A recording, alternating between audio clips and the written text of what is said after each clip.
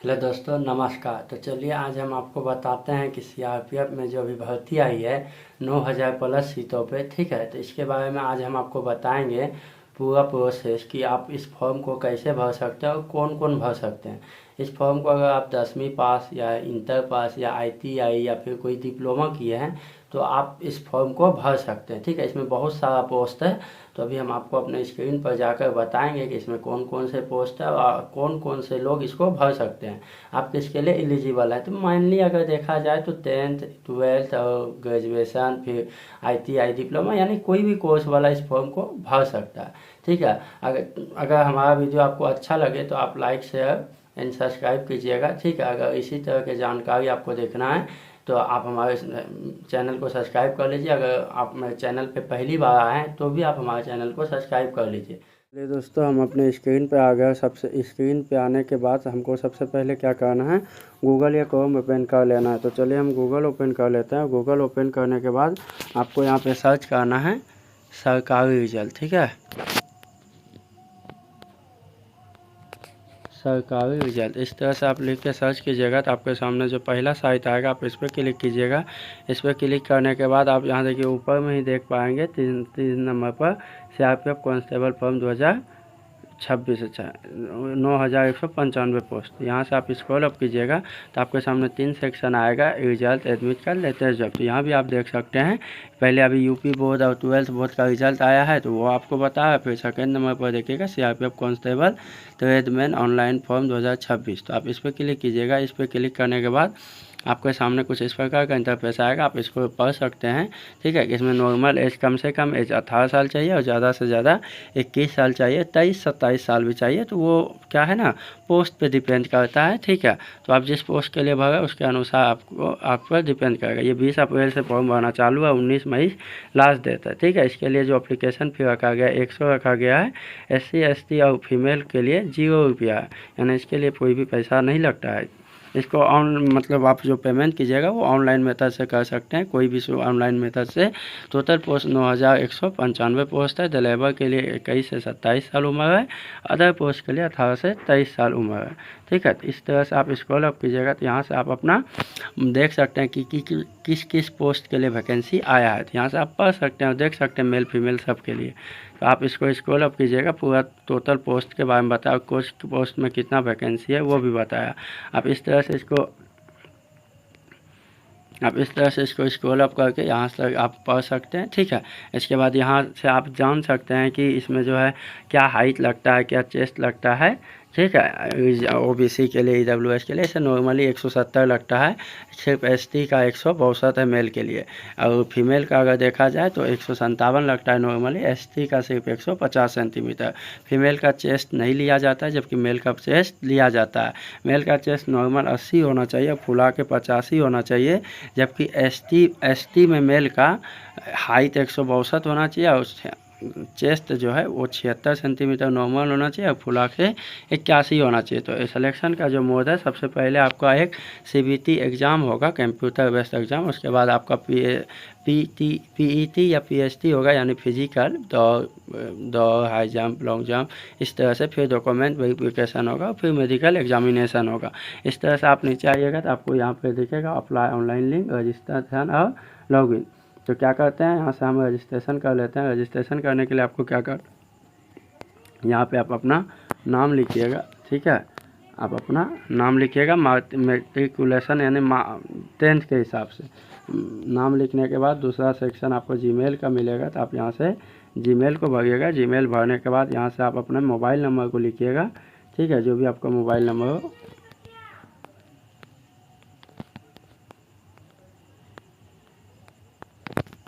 इस तरह से आप मोबाइल नंबर यहाँ से भरिएगा। फिर आप यहाँ आपके मोबाइल पर और ईमेल पर OTP भेज दिया गया है। तो यहाँ से हम क्या करते हैं, मोबाइल वाला OTP लिख लेते हैं और जीमेल वाला OTP लिख लेते हैं।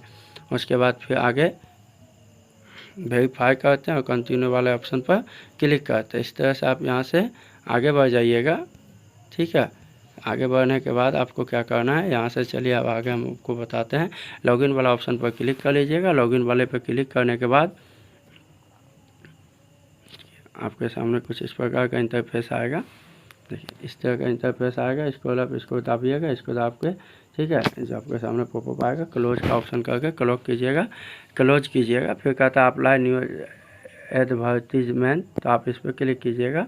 इसके बाद अप्लाई हेयर पर क्लिक कीजिएगा। अप्लाई हेयर पर क्लिक करने के बाद आपको यहाँ से अपना नाम, मोबाइल नंबर, वो जो आप भरे थे रजिस्ट्रेशन के टाइम, वो आपको दिखाएगा।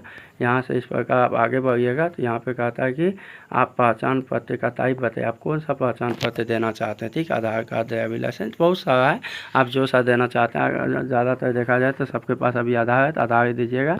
फिर कहता है पहचान पत्र क्रमांक, यानी आपका आधार कार्ड नंबर यहाँ लिखना है। ठीक है,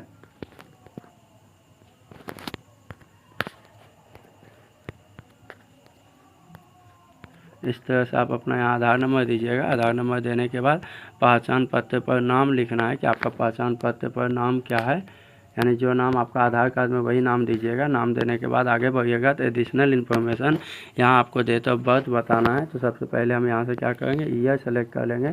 सेलेक्ट करने के बाद यहाँ से आप मंथ को सेलेक्ट कर लीजिएगा। ठीक है, फिर डेट को सेलेक्ट करके आप स्क्रॉल अप करके ओके वाले ऑप्शन पर क्लिक कीजिएगा। यहाँ से आपका उम्र बता देगा कितना हुआ। आप यहाँ से नेशनलिटी चुनिएगा, इंडियन। फिर फादर्स नेम डालिएगा, अपने फादर्स का नाम।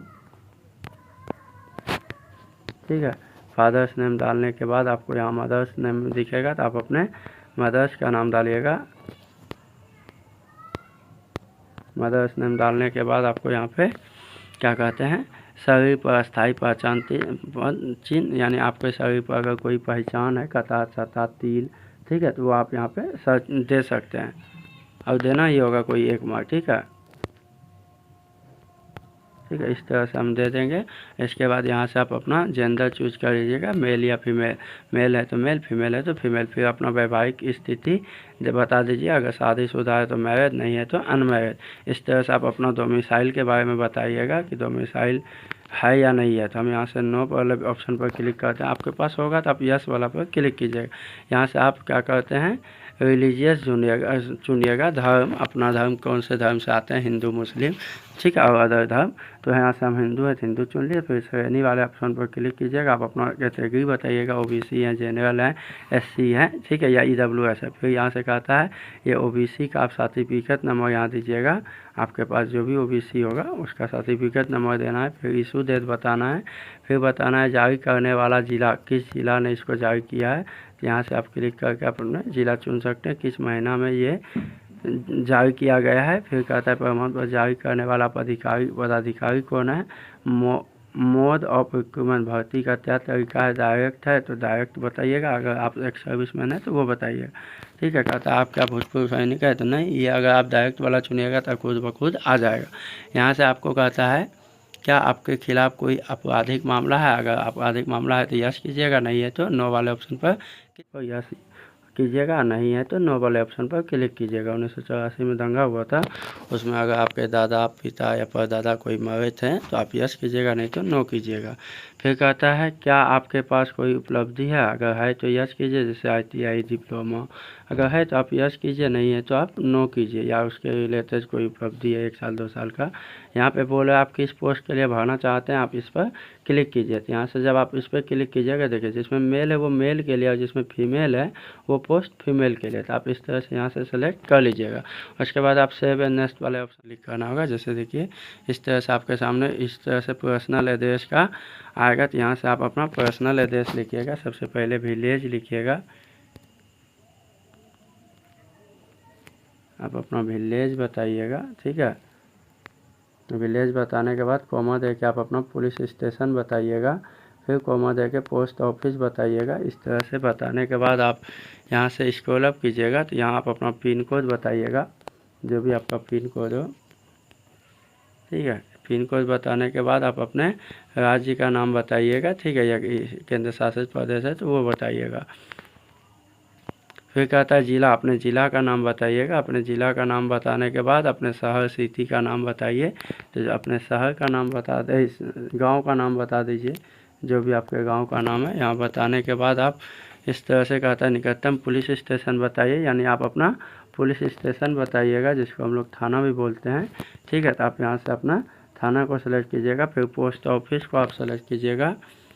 पोस्ट ऑफिस को हम लोग डाकघर भी बोलते हैं। ठीक है, इस तरह से आप सेलेक्ट कीजिएगा। सेलेक्ट करने के बाद यहाँ से आप नीचे आइएगा तो तहसील का नाम बताइएगा, यानी अनुमंडल, आप अपने अनुमंडल का नाम बताइएगा। ठीक है, इस तरह से आप अपने अनुमंडल का नाम बताइएगा। फिर कहता है अगर आपका दोनों एड्रेस सेम है, कॉरस्पॉन्डेंट एड्रेस और मेन परमानेंट एड्रेस, तो आप इस बॉक्स को टिक करके आगे बढ़िएगा। आगे बढ़िएगा तो यहाँ ज़िला चुनने को आप आ रहा है तो आप +2, नहीं तो आपको 10th का चुनना है। यहाँ से सर्टिफिकेट नंबर देना है, वर्ष बताना आपने किस वर्ष पास किया।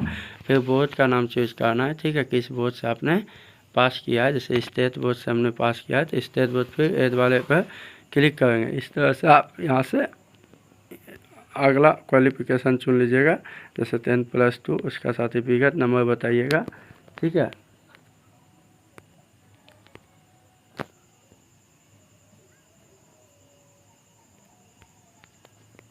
तो इस तरह से चुन लीजिएगा। इस तरह से चुनने के बाद यहाँ से आप अपना ईयर सेलेक्ट कर लीजिएगा। ईयर सेलेक्ट करने के बाद आप अपने बोर्ड, किस बोर्ड से, अगर स्टेट बोर्ड से पास किया तो स्टेट को चूज कीजिएगा। फिर बोर्ड का नाम बताना है। ठीक है, स्टेट बोर्ड होगा तो स्टेट बोर्ड चूज कीजिएगा। इस तरह से आप यहाँ से ऐड कर सकते हैं, आप जितना चाहे उतना ऐड कर सकते हैं। फिर अगर गलत हो जाए तो आप यहाँ से डिलीट भी कर सकते हैं। तो चलिए यहाँ से फिर आप सेव एंड नेक्स्ट वाले ऑप्शन पर क्लिक कीजिएगा। आपके सामने इस तरह से आएगा, आप इसको एक बार देख लीजिएगा। इसके बाद कहता है क्या force heavy transport vehicle driving licence, अगर है तो आप यस कीजिए, नहीं है तो नो कीजिए। हम तो लेबर के लिए भरे थे इसीलिए पूछा है। फिर डिटेल में आपको भरना है कि 4 व्हीलर या कौन से लिए आपको आपके पास है। ठीक है, तो हम यहाँ से भर देते हैं।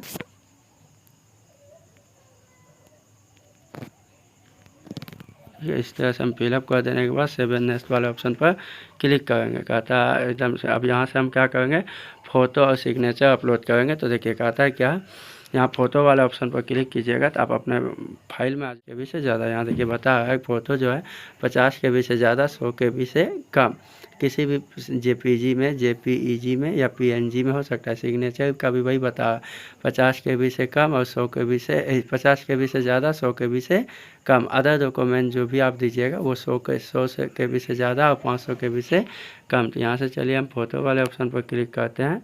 अब ब्राउज़र में आ जाते हैं। तो चलिए हम देखते हैं कि मेरा कौन सा फ़ोटो है। ठीक है, इस तरह से आप यहाँ से अपना फ़ोटो सेलेक्ट कर लीजिएगा। कि हम क्या करते हैं, अपने सिग्नेचर वाला पर क्लिक करते हैं। यहाँ से हम सिग्नेचर को सिलेक्ट करते हैं, फिर डन वाले ऑप्शन पर क्लिक करते हैं। देखिए इस तरह से मेरा सिग्नेचर अपलोड हो गया। और यहाँ से अब हम क्या करते हैं, click to upload the high school certificate. यहाँ से आपको हाई स्कूल का सर्टिफिकेट अपलोड करना है। ठीक है, तो यहाँ से चलिए हम यानी 100 KB से ज़्यादा और 500 KB से कम। तो यहाँ से हम क्या करते हैं, चलिए मानते हैं जैसे ये मेरा क्या है, ये मेरा मानते हैं कि वो है सर्टिफिकेट, तो हम इसको अपलोड कर दिए। यहाँ से आप इस पर क्लिक कीजिएगा और यहाँ से आप अपना 10th के सर्टिफिकेट को अपलोड कर सकते हैं। ठीक है, इस तरह से आप अपलोड कीजिएगा। यहाँ पे चेकबॉक्स को फिलअप कीजिएगा, फिर सेव एंड नेक्स्ट वाले ऑप्शन पर क्लिक कीजिएगा तो आपका सेव एंड नेक्स्ट हो जाएगा। यहाँ से आप इसको रिव्यू कर सकते हैं। रिव्यू करने के बाद यहाँ से आप इसको स्क्रॉल अप कीजिएगा, सब चेक कर लीजिए। चेक करने के बाद आपके सामने इस प्रकार का इंटरफेस आएगा। आप चेकअप कर लीजिए। चेकआउट करने के बाद ठीक है, आप अपना सब चेक कर लीजिए सही है या नहीं है। फिर कहता है कि आज इतना तारीख है, आप किस जगह से इसको भरें, आप यहाँ से वो सेलेक्ट कर लीजिए। ठीक है, वो सेलेक्ट करने के बाद यहाँ से आप क्या कीजिए, सेंटर प्रेफरेंस आएगा तो आप अपना आसपास के तीन सेंटर को सेलेक्ट कर लीजिएगा। ठीक है, यानी आपके आसपास जो भी सेंटर है इस पर क्लिक कीजिएगा तो आपके सामने इस प्रकार का इंटरफेस आएगा। ठीक है,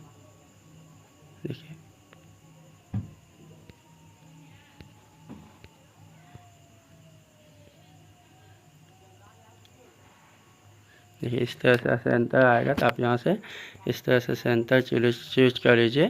ठीक है, फिर कहता है फी डिटेल अमाउंट, कुल अमाउंट आपको इतना देना होगा।